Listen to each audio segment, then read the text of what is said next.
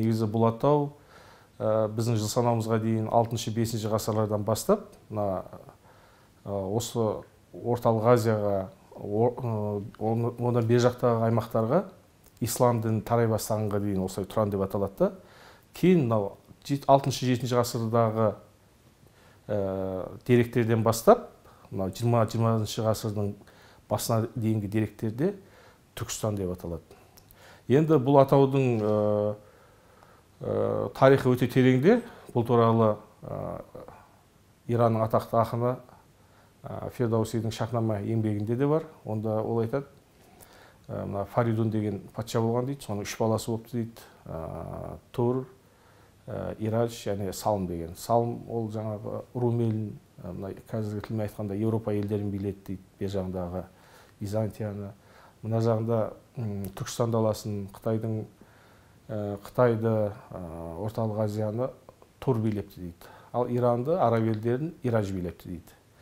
Осыдан кейін, осы 3 баласынан кейін, осылардың артынан ерген мемлекеттер, осылардың атымен Тұран, Иран және басқа деп аталып кеткен екен дейді. Шахнаме Фирдауси 30 жыл бойы жазады оны. Оны сол кездегі қазына билеушісі Махмуд Қазнавиге арнап жазады ол еңбекті. Ең соңында жұмыс біткеннен кейін, 30 жылдан кейін билеушіге алып барады кітапты, мінекей бітірдім деп. Ол өзі осы кітап үшін бір сыйлық күтеді. Бірақ билеуші тарапынан ешқандай болған көңіл бөлінбейді. Өмірінің соңында Фирдауси осындай үлкен еңбек жазғанына қарамастан жоқшылықта өмір сүреді, өмірден өтеді. Менің өзімнің ойымша, тарихшы ретінде айтатыным, бұнда Фирдауси осы Шахнамені жаза отырып, сол кездегі араб үстемдігі, ислам дінінің үстемдігіне қарсы бұрынғы Иранның құдіреті туралы, Иранның тарихы туралы жазып, соны бір халықтың ұлттық сана сезімін оятуға бағыштап жазды ол еңбекті. Бірақ ол енді билеуші, ол өздеріңіз білесіздер, Ғазна билеушілері, Махмуд Қазнави, ол түркі ғұламының ұрпағы болатын еді. Ол сондықтан бұл мәселеге қызыққан жоқ, және бұған бұл еңбек үшін Фирдаусиді елеп ескерген жоқ. Ал енді Шахнамеде Тұран мен Иранды негізі екеуін екі түрлі мәдениетке ие, бірақ тілдері бір, дүние танымдар бір халық ретінде суреттейді.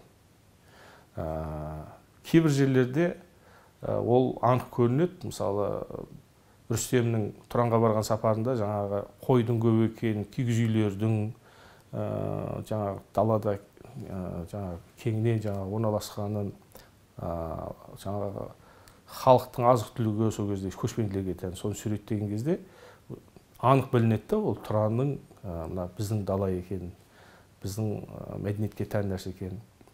Ал енді Иран сауда орталығы, қалалар, егіншілік, міне осы анық осы Шахнамеде көрсетіледі. Және бұл Иран мен Тұран арасындағы соғыс екі өркениеттің, көшпенділер мен отырықшы өркениетінің арасындағы соғыс сияқты. Тұран дегеніміз мынау қазір орталық Азия республикалары, Түркменстан, Өзбекстан, Қырғызстан, Қазақстан, ал Иран, Амударияның бер жағындағы Түркмен даласынан бер қарайғы, Хорасан аймағынан бер қарай Иран болып есептеледі. Бірақ осындай өздерінің діни сеніміне, дәстүріне қарамастан Амудария шекара болып қалған жоқ. Өйткені бұл 11 ғасырдан бастап, 11-12 ғасырда Шыңғысхан жорығының алдында орталық Азиядағы, біздің ұлы даладағы этникалық процестердің ықпалымен түркі халықтары өздерінің дәстүрлі мекендерінен оңтүстікке қарай жылжыды.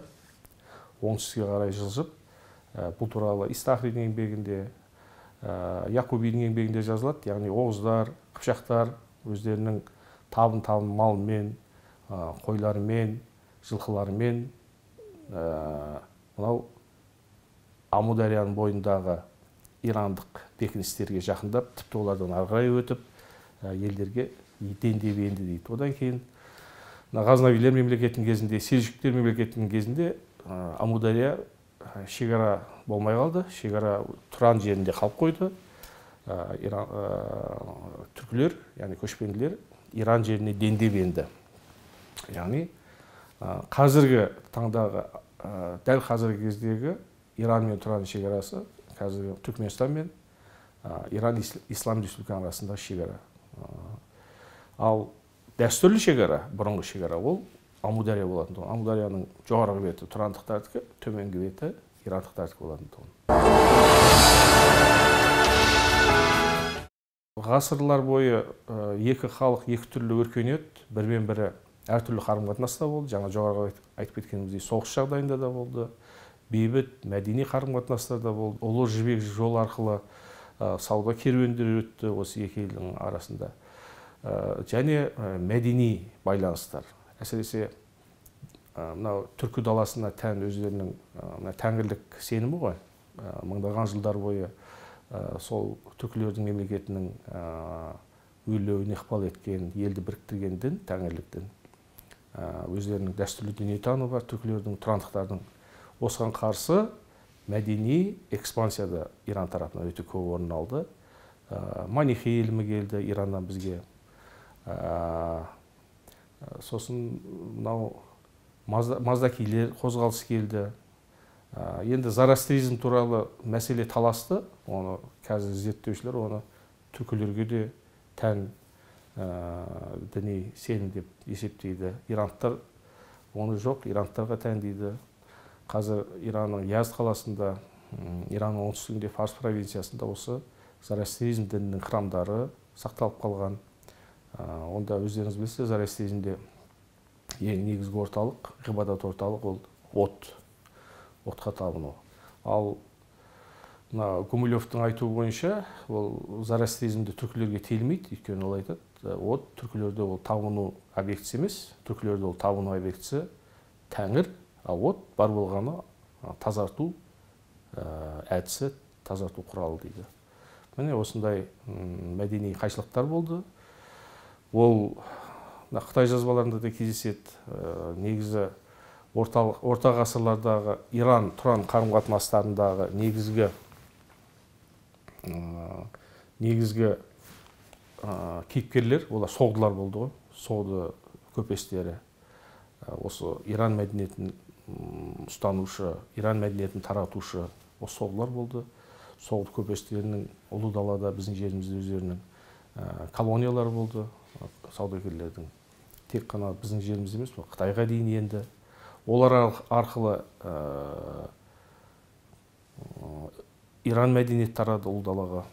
Қазір мынау бізде түркілік өркениеттің негізгі материалды археологиялық көздеп жүрген Пазыр қорғандарының өзінде осы Иран мәдениетіне тән, Иран сеніміне тән мәдени мұралардың элементтері табылды.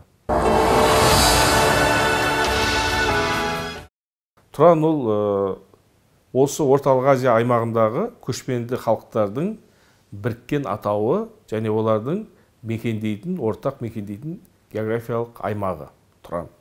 Яғни Тұран бағана айтып кеткендей, көне жазбаларда, Фарсы, Иран жазбаларында көшпенділерге тән өркениетке халық. Ұлы жібек жолының бойына орналасты, Тұран орналасу жағы өте тиімді болды.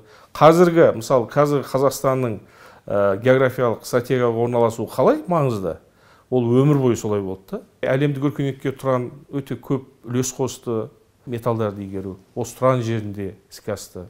Мыс, яғни қалай мен жезді қосып, мыс, қола металды ойлап табу. ЮНЕСКО-ның түрлі нелері бар, программалары бар.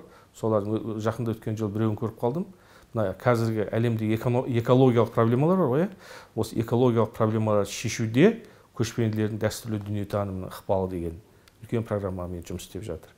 Бұның өзі біздің Тұран өркениетінің, Тұран мәдениетінің әлде де 21 ғасырда да технологиялардың дамыған заманда да өзекті екенін көрсетеді.